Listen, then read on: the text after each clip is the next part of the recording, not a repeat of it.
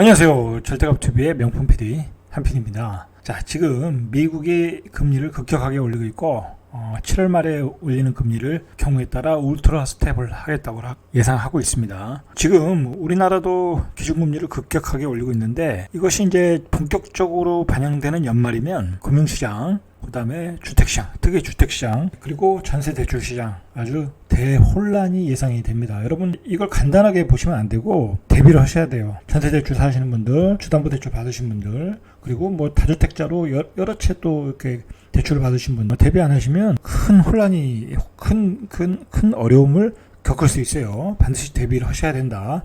자, 그런 취지에서 방송을 하는 겁니다. 이게 본격적으로 금리 인상 피크를 치는 것은 연말이다. 그리고 그것이 본격적으로 반영되는 것은 연말이다. 그리고 그것이 이제 내년 시장부터는 퍼펙트 스톰이 엄청난 충격으로 올 것이다라는 거예요. 국토연구원에서 내년에 그 주택시장이 금융시장에 영향을 받아서 급격한 하락을 보일 수 있다라는 전망을 내놓고 있잖아요. 대비를 하셔야 된다. 이미 이제 나오는 얘기가 전세대출 금리가 6%를 뚫었다라는 거예요. 그래서 12년 만에 어떤 최고 수준이라는 거예요. 이제 지난달에 올린 게 벌써 상당히 6%대가 나오고 있어요. 문제가 뭐냐면 대부분이 이제 전세대출 금리는 또 거의 고정금리가 없어요. 변동금리 83%라는 거야. 거기에 취약점이 있다라는 거예요. 7월 달에 우리도 금리를 올리면서 빅 스텝을 했어요. 근데 이제 이번엔 미국도 7월 말에 자이언트 스텝이냐 울트라 스텝이냐 그러는데 우리도 그럼 다음 달에 두 나라 간의 금리 차이가 0.25 차이밖에 안 나기 때문에 우리도 빅 스텝으로 갈 수밖에 없어요. 지금 이번에 빅 스텝을 올리는 바람에 여러 가지 막 부작용들이 예상되는데 다음 달에 또 빅 스텝을 올려야 될 상황이 있다라는 거예요.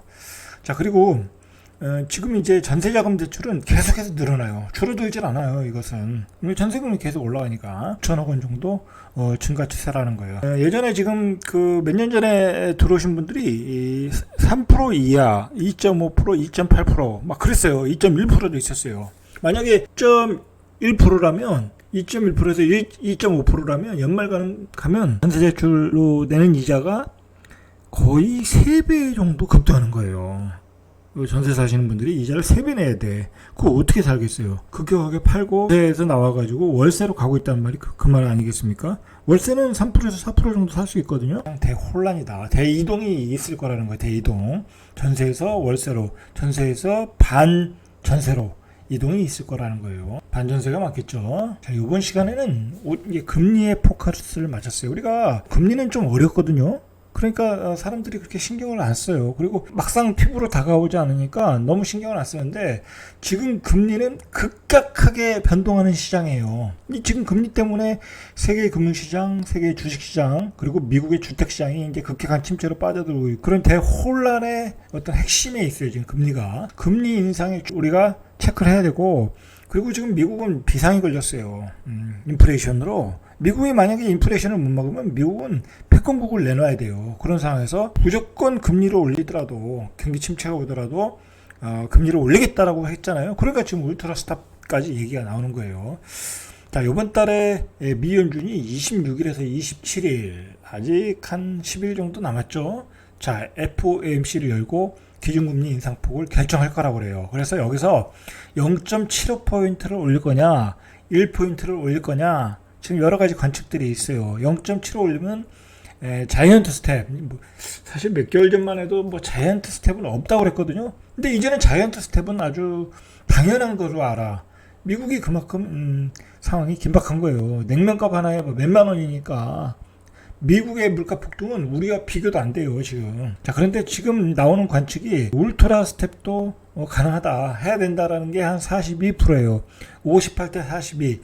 물론 이제 자이언트 스텝이 확률은 높지만은 지금 울트라 스텝도 42%나. 자, 미국이 만약에 울트라 스텝을 올리면 우리도 빅 스텝이 아니라 우리는 자이언트 스텝으로 가야 돼요. 지금 한국과 미국과의 기준금리 상당 기준 차이가 0.5포인트밖에 차이가 안 나요. 그러니까 우리도 자이언트 스텝으로 갈 수 있다. 자, 그렇게 되면 전세자 대출금리가 7%가 되는 거예요. 이 금리가 싸가지고 여러분들이 좋은 집을 얻기 위해서 전세대출을 많이 받은 거거든요. 자, 근데 그게 이제 부담으로 다가오는 거야. 이자가 3배가 느리는 그런 상황에 대비를 하시고 계셔야 돼요. 내가 연말에 계약 만기가 되면 어떻게 움직일 것인가, 반전세로 갈 것인가, 월세로 갈 것인가, 아니면 더 외곽으로 가서 전세금, 전세대출 금액을 줄일 것인지 여러 가지 대책들을 준비하고 계셔야 된다는 얘기예요. 한국은행은 지난 13일에 빅스텝을 했어요. 자, 그런데 한국은행은 다음 달 2차례 연속으로 빅스텝을 하겠다고 그러잖아요. 만약에 미국이 울트라 스텝을 하면 그때는 우리는 자이언트 스텝으로 가야 돼. 자, 한국은행이 이렇게 금리를 올리면 가계대출도 문제지만 기업들이 문제예요. 기업들. 그래서 정경련에서 금리 좀 천천히 올리라고 탄원 섞인 소리를 하고 있잖아요. 지금 뭐 우리나라 기업들도 굉장히 취약하거든요. 취약한 상태에서 좀비 기업들이 망할 수밖에 없어요. 망하면 경기 침체가 오는 거고. 자, 우리 만약에 기업들이 많이 금리를 못 견뎌서 망하게 되면 일자리가 없어지는 거잖아요. 어떤 IMF급 위기가 온다는 거예요. 이 금리 급등이라는 것은 대규모의 어떤 그 부도를 유발하는 거예요. 개인 대출에서의 부도, 기업들의 부도. 그런 연쇄 효과가 나면서 어떤 IMF급 금융 위기가 온다는 거예요. 근데 인플레이션을 잡기 위해서는 어떻게든 올려야 되거든요. 방법이. 안 올릴 수는 없다는 거죠. 자, 일단은 일정상으로 보면 다음 주 목요일 21일 날 이제 연준 다음으로 중요한 데가 유럽중앙은행 ECB거든요. 자, ECB의 금리 인상폭이 얼마나 되는지를 우리가 지켜봐야 돼요. 미 연준의 울트라 스텝 여부를 가늠할 수 있는 지표라는 거예요. 만약에 유럽중앙은행에서 1%대, 뭐 거기는 굉장히 보수적인데 여기서 1% 올렸다는 것은 미국도 1%를 올릴 수 있다. 그러니까 목요일이 어떻게 보면 미국 주식시장, 우리 중시시장의 어떤 변곡점이 될 수 있어요. 현재 5% 수준의 변동형 금리예요. 주담보 금리로 보면. 자, 연말 하는 기준금리가 3%대 오르면 변동금리의 상단이 7%를 돌파한다는. 지금 시중은행 그 변동형 주담대 금리를 보면 KB국민은행이 상단이 5.6%, 우리은행이 5.53%. 그리고 NH농협은행이 5%. 자, 5%예요. 그러나 기준금리가 3%대가 되면 7%가 된다는 거예요. 상단이. 물론 이 상단을 다 받는 경우는 그렇게 많지 않아요. 그러나 자꾸 금리가 올라가면 이 상단이 높아진다는 것은 시중에 돈이 마른다는 거거든요. 유념하셔야 돼요. 한국은행에서 기준금리를 반영한 7월 코펙스 금리를 내달 발표하면 변동형 주담대는 바로 6%대가 된다는 거예요. 그래서 전체대출 금리가 6%가 된다는 얘기예요. 지금. 이게 우리가 이제 뭐 6%다 7%다 상단이 그런 게 체감적으로 안 오는데, 자, 그걸 체감적으로 우리가 알기 위해서 한번 시뮬레이션을 해보면 돼요. 주담대 3억 원을 40년 만기로 받았어. 뭐 3억 정도는 서울에서 살면서, 지방에서 살면서 그 정도는 받으시잖아요. 자, 요즘은 이제 원리금 균등 상환 방식이야. 옛날에는 이자만 냈잖아요. 근데 요즘은 이제 그렇게 안 하거든요. 원리금 균등 상환이다. 자, 3% 금리에서는 월 이자액이 45만 원. 그리고 매달 원리금, 이게 이자와 원금을 합친 게 107만 원. 3억 원 정도 받으면 107만 원을 낸 거야. 우리나라 평균 그 소득이 485만 원인가요? 그 정도거든요. 그러면 이 정도면 살만해요. 살만하다. 그러나 같은 조건에서 금리가 5%대 오르면 월 이자액이 82만 원, 그리고 월 납입액이 145만 원. 야, 이렇게 되면 좀 얘기가 틀려지죠. 그렇게 되면 자기 소득의 3분의 1이 나가는 거예요. 3분의 1. 자, 그렇게 되면 살기가 어려운 거예요.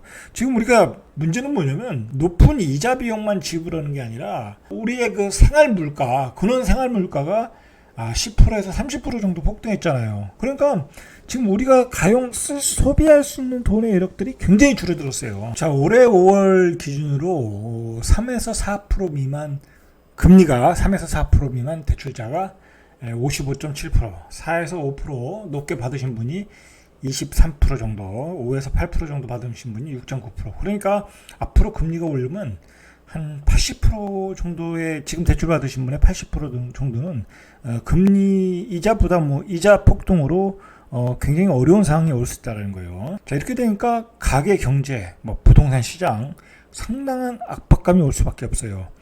자영업자는 말할 필요 없잖아요. 엄청나게 대출을 받아서 영업하시는 분들도 많고. 자, 이거 정말 문제가 많아요. 요즘 이런 것 때문에 사실 자살하시는 분들도 많고, 여러 가지 이상한 현상들이 나오고 있잖아요.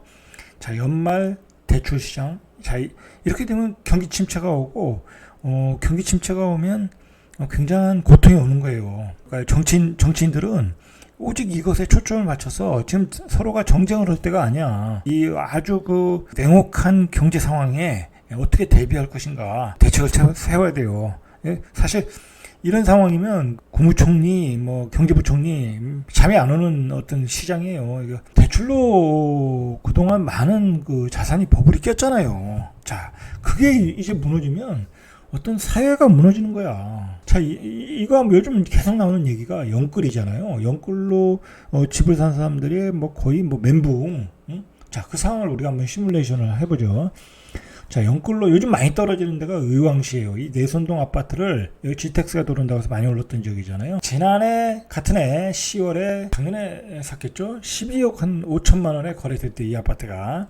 그런데 지난달 25일에 9억 1천만 원. 그러면 이제 영끌에서 사인 분이 12억 5천에 샀는데 이게 얼마가 떨어지는 거예요? 3억 한 4천 정도가 떨어졌죠. 자, 3억 4천 정도 떨어진 거예요. 그럼 이 사람이 12억 5천을 받을 때 한 9억 정도는 대출 받았어. 그러면 자기의 원금이 다 날라간 거야. 그러니까 멘붕이 오는 거죠. 이 경우에 납부하는 대출이자가 연 2천만 원, 월 166만 원. 근데 앞으로는 188만 원. 자, 이게 188만 원이 문제가 아니라, 자, 세금까지 포함하면 이 사람이 한 연 2,300에서 2,400만 원을 매년 내야 돼. 3억 4천 떨어졌는데 자기 원금은 다 날라가는데 이거 제정신이 되겠어요? 이런 아파트가 앞으로 허다하게 나온다. 자, 결국은 금리 인상이 급매물을 부르고 급매물이 급매물을 부르는 그런 시장으로 갈 수밖에 없다. 내년, 내후년 이후에 주택을 마련하시는 분들은 지금 움직이면 안 돼요. 지금 절대 움직이지 말고 내년 이후에 봐라. 내년 이후에 금리가 피크를 치고 한참 뒤에 집값이 폭락이 시작되는 거예요. 이런 경우 보면 알 수 있잖아요. 나오는 수치들, 전국 집값이 2년 10개월 만에 하락했는데 아파트값 낙폭이 두 배가 높게 나오고 있어요. 지금 전국 아파트 가격이 이번 주에 나온 게 0.16포인트 하락했는데 전월 대비 2배 낙폭이 커졌어요. 이제 자꾸 낙폭이 더 커져요. 자, 수도권은 0.47까지 떨어졌다. 지금 가장 많이 떨어진 적이 경기도와 인천이에요. 그래서 0.1%, 0.23%. 자, 이런 하락폭의 낙폭이 앞으로도 더 커진다는 거예요. 지금까지는 이제 광역시에서 대구와 세종이 하락을 주도했잖아요. 이제 경기도, 인천, 서울이 하락을 주도할 것이라는 거예요. 지금 나오는 수치를 예상을 해보면, 그리고 내년 되면 이제 강남이 하락을 주도할 것이다 라고 보시면 돼요. 자, 이러니까 아파트 가격이 올라가겠어요. 지금 아파트 시장은 거의 폐장 분위기. 그러니까 이 장기적인 대책들을 세우셔야 돼요. 아파트에 많이 가지고 계시는 분들, 그리고 꼭 팔아야 될 분들은 금매를 빨리 날리시고 그러셔야 돼. 방법이 없어요. 지금 하락의 조정폭이 짧을 것이다, 그런 소리 하는데, 그런 하는 부동산 전문가들이 있는데, 자, 그거 다 헛소리예요. 헛소리. 지금의 금융시장을 보라고. 이 경기 침체가 단기간에 끝날 일도 아니고, 한국은행 총재도 그랬잖아요. 이제 저금리 시대는 이제 끝났다고. 저금리 시대는 끝났다고. 이제 저금리 2% 3%대의 금리가 이제는 몇 년 안에 없어요. 몇 년 안에 없다. 왜냐면 지금 이 인플레이션, 고물가 이런 시대를 이게 우리가 극복해 나가기 위해서는, 그리고 그런 걸 극복하는 과정에서 가장 중요한 건 버블을 걷어야 되거든. 그 버블을 걷으려고 하면 결국은 금리를 올릴 수밖에 없다. 2년, 3년에 걸쳐서. 그렇게 보셔야 돼요. 장기적인 플랜을 보고 우리가 장기적으로 어떤 대책을 세우고 있어야 돼. 그러니까 저는 이제 제가 항상 얘기하는 이유는, 그 부동산 전문가들이라는 사람들은 계속 그 부동산에서 강의를 하고 밥 먹고 사는 사람들이잖아요. 그러니까 그 사람들은 그렇게 극단적인 얘기, 나쁜 얘기 하질 않아요. 그렇지 않겠습니까? 짧은 조정, 부동산은 가지고 있으면 계속 오른다, 그런 얘기를 하는 거예요. 자, 가지고 있으면 계속 오른다 하더라도 가지고 있을 때 너무 대출이자 고통으로 버틸 수 없으면 그건 대책을 세워야 되는 거예요. 그렇지 않겠습니까? 한 채를 가지고 있고 두 채를 가지고 있는데 내가 대출이자를 감당한다, 그러면 그냥 가지고 있어도 되지만, 그렇지 않은 사람들이 대부분이라는 거예요. 그렇지 않은 사람들이. 자, 그리고 요즘 문제가 뭐냐면 환율이잖아요. 자, 환율이 문제가 되는 건 우리 외환보유고가 바닥이 날 수도 있다. 외환보유고가 바닥이 나면 국가 부도로 갈 수도 있다라는 거야. 응? 자, 환율이 올라간다는 건 고물가가 는다는 거고, 경기 침체가 온다는 거고, 금리는 폭등한다는 거야. 자, 그런 추이들을 여러분들이 주의 깊게 보시고 대처를 하시길 바랍니다. 연말로 갈수록 주택시장은 대혼란이고 내년에 급매물이 쏟아진다. 자, 그렇게 보시면 될 것 같아요.